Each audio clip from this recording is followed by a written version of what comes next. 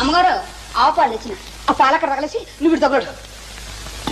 ఒకసారి సుబ్బి, ఇక్కడేవో ఇంగ్లీష్ ముక్కలు ఏడ్చాయి కానీ కాస్త చదివి చెప్పు. నాకేం వచ్చు అమ్మగారు. ఈ మధ్య నేర్చుకుంటున్నానని చెబుతావు కదే. ఆడు చెత్తపోతుంటేను 4 ముక్కలు గిలుకుతుండాలండి. ఆ 4 ముక్కలు ఈ 2 ముక్కలు ఉన్నాయేమో చూడు. ఎంవై మై అంటే నా యొక్క, నా అని కూడా అనొచ్చులేండి. DEAR డీర్ అంటే దుప్పండి. జింకలో లేడు దుప్పులు ఉండవండి, ఆ దుప్పి. దుప్పే? నీ మొహం ఎవరైనా నా దుప్పి అని రాసుకుంటారే? అది కాదండి, డియర్ అండి. డియర్ అంటే అంటే నాకు సిగ్గేస్తుందండి. ఓసి నీ సిగ్గు తట్టుబండ్లు గాను త్వరగా చెప్పి చావే.